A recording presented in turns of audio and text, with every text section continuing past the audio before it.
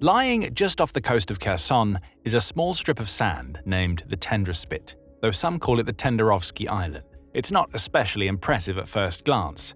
The spit measures just 4.98 square miles and is just 40.4 miles long and 1.12 miles wide. But it's one of the more notable locations in the Ukraine war. Why? Well, because Russia has occupied the Tendra Spit for most of the war, helping it to maintain its presence in the Black Sea and Kherson in the process.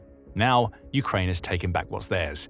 This small Black Sea island has been liberated in a bold raid that has ripped it out of Russia's control. Ukraine just sent a message: this is our land, and we'll do whatever we need to do to take it back. On July 29th, the Kyiv Independent reported on Ukraine's amazing raid on the Tendra Spit, noting that the raid saw Ukraine's special forces destroy key weaponry, equipment, and personnel during a dramatic combat operation.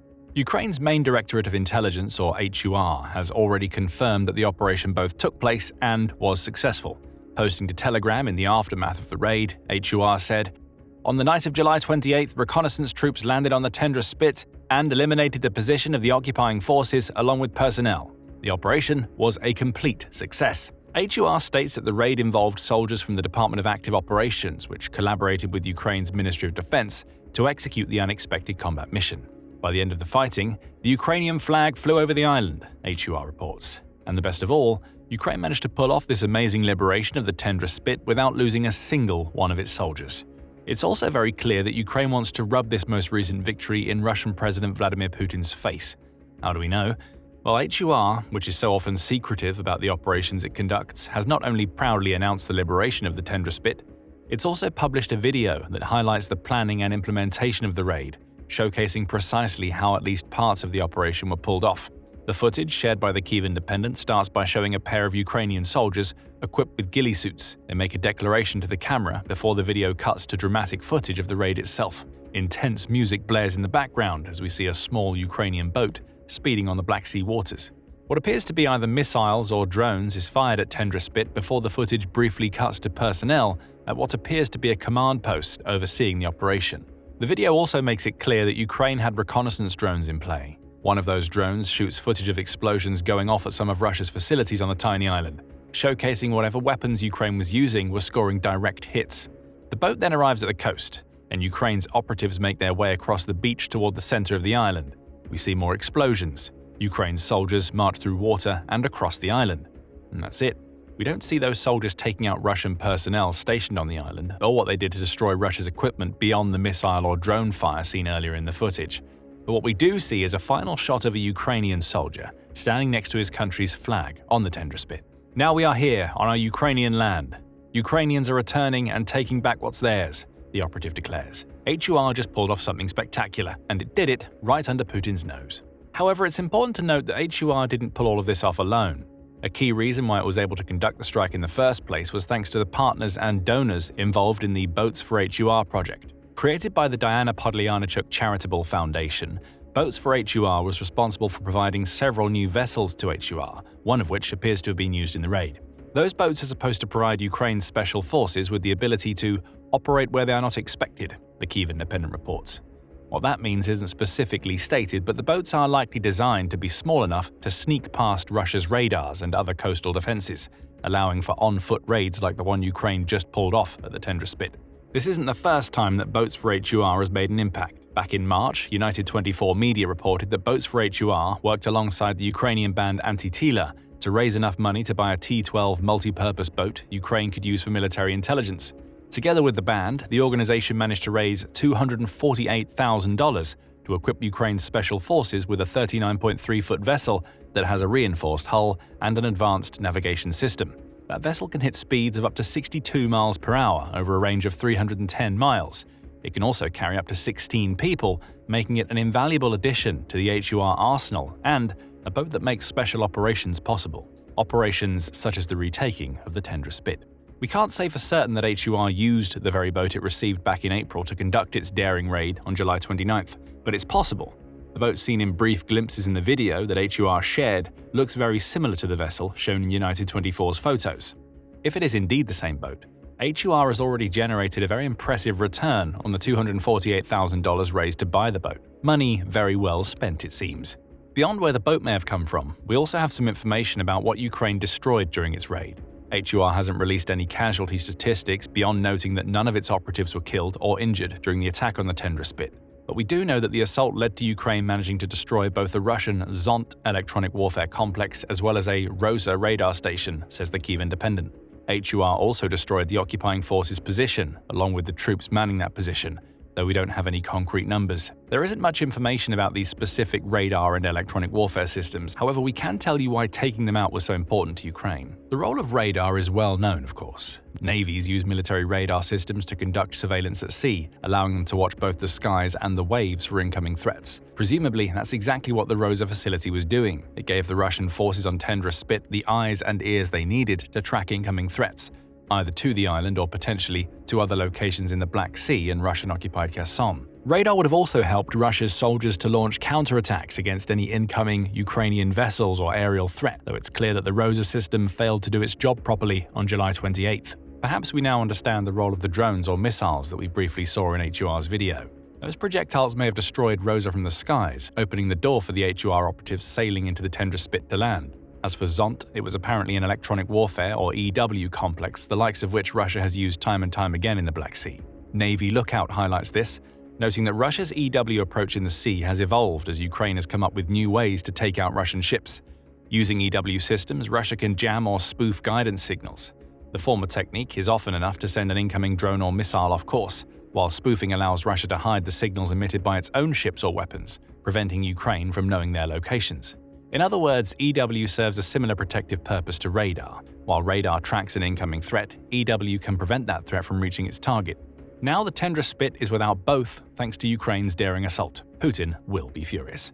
He stationed his forces along with all of the equipment Ukraine just decimated on the Tendra Spit on that small island, because he considers it a vital strategic resource. Its location in the Black Sea has been helping Russia to track and take out Ukrainian aerial threats and unmanned surface vehicles. Plus, the Tendra Spit was close enough to Kherson to support Russia's operations in the besieged oblast. But frankly, Putin should have seen what happened on July 28th coming. After all, Ukraine has attempted 2 assaults on the Tendra Spit in the past. The first of those assaults came in February 2024, and it marked a day for Ukraine's special forces. The Kyiv Post reported on the assault, noting that Ukraine's 73rd Naval Center of Maritime Special Operations attempted to land some of its commandos on the Tendra Spit beach. Unfortunately, those commandos were unsuccessful. They were gunned down as they tried to land, the Kyiv Post says. Ukraine lost 20 of its most highly trained special operations troops in that disastrous attack, along with 3 landing craft Russia sank as it met Ukraine's forces with weapons fire while they tried to land. There are no 2 ways around it. The first assault on the Tendra Spit was a massive failure for Ukraine and a victory that Putin would have relished. The only bright spot in the whole incident was that the assault provided a learning experience for Ukraine. In February 2024, it learned precisely what not to do when conducting raids on the Tendra Spit. Sending boats in without any support wasn't an option, as Russia's radar systems could see them coming. The next Ukrainian assault will be much more successful. That strike came in August 2024. On August 6th, HUR Special Forces took part in an operation that offered surprising parallels to the even more successful raid that was carried out on July 28th. UNN provides the details, noting that HUR managed to land scouts on the Tendra Spit. Those scouts went on to destroy several key pieces of Russian equipment, in addition to taking out Russian troops and fortifications on the island. HUR released a statement following the raid saying, "On August 6, 2024, Special Forces of the Artan Active Operations Unit in the Maritime Center of the HUR carried out an operation in the northern part of the Black Sea. At night, a landing group of Special Forces landed on the Tendra Spit and destroyed the enemy's armored vehicles, in particular MTLB, the enemy's electronic warfare complex, and also destroyed Russian fortifications." Reuters offered even more information in an August 7th report. It says that HUR managed to pull off the operation using 12 high-speed vessels, 8 of which transported troops to the island, while the other 4 carried weapons. Reuters also reported that Ukraine and Russia disputed the outcome of the strike. Ukraine said it suffered no casualties, while Russia said it had managed to destroy 3 of the Ukrainian vessels and their crews. Which of the 2 is telling the truth doesn't matter. What does matter is that Ukraine proved, at the second time of asking, that it could launch a successful raid on the Tendra Spit. The only thing missing was the retaking of the island, as the HUR operatives withdrew without raising the Ukrainian flag after successfully conducting their mission. The July 28th raid remedied that problem. Not only did Ukraine take out even more vital Russian equipment, but it reclaimed the island from Russia. Putin didn't heed the warning from the August 24 raid, and now he has paid the price. It was an extremely heavy price to pay because there are several reasons why the Tendra Spit plays an important role in the Ukraine war, starting with something we've already mentioned. The Spit served as Russia's eyes and ears for a portion of the Black Sea. Euromaidan Press points that out in its report on Ukraine's Tendra Spit raid, noting that the radars and EW equipment stationed on the island gave Russia visibility over a significant portion of the Black Sea. That visibility was key for precisely the reasons we mentioned earlier in the video. It allowed Russia to track Ukrainian vessels and projectiles. Now that visibility is gone, and with it goes Russia's ability to maintain its eyes and ears in a portion of the Black Sea that is almost inevitably destined to become the site of future Ukrainian strikes. Of course, the loss of one island's radars and EW equipment won't be too much of a problem for Putin, but as Euromaidan Press also points out, what just happened on the Tendra Spit is just one example of many Ukrainian assaults designed to destroy Russia's ability to track its enemy in the Black Sea. Ukrainian forces have been systematically targeting Russian positions on isolated islands and coastal areas, using their advantage in small boat operations, the outlet says. This shows us that Tendra Spit wasn't an isolated incident. It was part of a strategy, a systematic pattern of attacks against the more isolated positions Russia holds in the Black Sea that it can't easily reinforce or protect from the parts of the Ukrainian mainland it currently occupies. Putin would have hoped that Ukraine would ignore such seemingly small targets. It hasn't.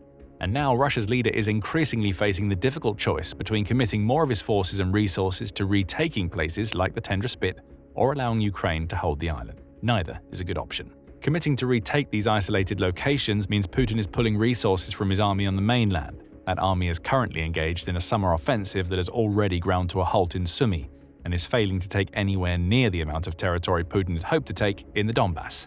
Losing forces from either area to retake the Tendra Spit weakens the summer offensive further. And even if Putin decides to send troops and equipment from the nearby Russian-occupied portions of Kherson, that still means he's weakening his mainland forces to an unacceptable degree. The other option of allowing Ukraine to hold the island it just took back from Russia is just as bad for Putin. He wants to take territory in Ukraine, not lose it. Symbolically, the loss of the Tendra Spit will be a massive morale booster for Ukraine, as well as a showcase for Russia's forces that they're not as protected as they think they are, even in territory that they've held for several years. Ukraine just gave Putin a lose-lose set of choices, and that is a big win for Ukraine. Just as worrying for Putin is that Ukraine retaking any island, no matter how small, is another sign that his enemy is slowly but surely exerting more control over the Black Sea. That simply shouldn't be happening. When Putin launched his full-scale invasion in 2022, he was confident that his dreaded Black Sea fleet would be enough to grant him full control over this vital waterway. He was right for a while. But eventually, Ukraine started hitting back. Even lacking a naval force anywhere near powerful enough to take out the Black Sea fleet, Ukraine conducted a series of drone and missile strikes over the last few years that the Financial Times reports have destroyed about a third of the Black Sea fleet. Those strikes have opened up the Black Sea enough that Ukraine is now able to export tens of millions of tons of cargo from its main Black Sea port of Odessa. The Financial Times says that trade has reached pre-war levels as of May 2024, meaning that Putin's efforts to cut off a vital Ukrainian economic lifeline have been fruitless. Strategically, Russia is far weaker in the Black Sea than it was at the beginning of the war. This is emphasized by the fact that Putin is now so scared of Ukraine's drone and missile strikes against his ships that he's pulled them back from their ports in Crimea to take them out of Ukraine's range. That's good for the ships, but it's not so good for Russia's attempts to control the Black Sea. Putin's failure to escalate in the wake of Ukraine's attacks on the Black Sea fleet also make a mockery of his many threats against the West, the Atlantic Council claimed in July 2024. The loss of the Tendra Spit only adds to Putin's humiliation, and it's yet another sign that it's Ukraine that now holds most of the Black Sea cards. As for the future, the retaking of the Tendra Spit may open up some interesting possibilities. Liga points out that the Tendra Spit, despite being part of occupied Kherson, is only about 46 miles away from Crimea. Russia has held that peninsula since 2014, and it's a portion of territory that Ukraine really wants to take back. Taking the Tendra Spit may take Ukraine one step closer to reclaiming Crimea, as it reinforces its increasing control over the Black Sea. We're not saying that Ukraine is going to launch a Crimean raid from the Tendra Spit, but it now has more options. And the idea of pulling off what many thought was impossible during the early months of the war is becoming increasingly viable. To find out more, check out our video that discusses the pathway Ukraine might be able to follow to retake Crimea. The Tendra Spit may now be a part of that pathway. Finally, there's Kherson to consider. That oblast was one of Putin's earliest targets in his war against Ukraine. Russia took the city of Kherson early in the war, though Ukraine managed to liberate it in November 2022. Since then, Kherson has been a war zone as Ukraine and Russia grapple over control. Many parts of the oblast are still under Putin's control. In fact, Russia still holds the majority of Kherson. By February 2023, Russia occupied 73% of the oblast, The Guardian reports, which was down from the 93% it held in June 2022. By February 2024, only about 1,000 of Kherson city's 30,000 residents remained, CNN reports, and the number may have decreased since. Kherson is a very active war zone, and that means it's bad news for Putin that Ukraine now holds an island that puts it close in proximity to regions of the oblast that Russia occupies.